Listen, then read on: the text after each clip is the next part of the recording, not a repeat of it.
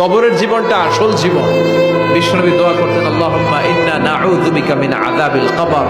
আল্লাহ, আমি আপনার কাছে কবরের আযাব থেকে পানাহ চাই, কবরের আযাব থেকে বাঁচতে চাই।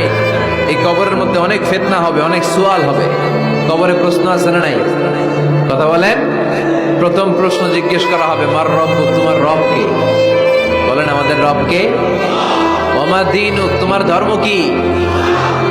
বিষ্ণুবীর চেহারা দেখিয়ে বলা হবে, তাআরিফু মান হাযা রাজুল, এই লোকটারে চিনো? আমরা কি বলবো? আমরা চিনি, উনি আমাদের প্রিয় রাসূল মুহাম্মদুর রাসূলুল্লাহ সাল্লাল্লাহু আলাইহি ওয়াসাল্লাম।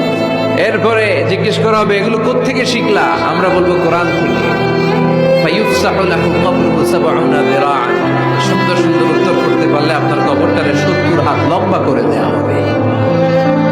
ইফতাহু লাহু বাবুন ইলাল জান্নাহ, জান্নাতের দিকে একটা দরজা লাগিয়ে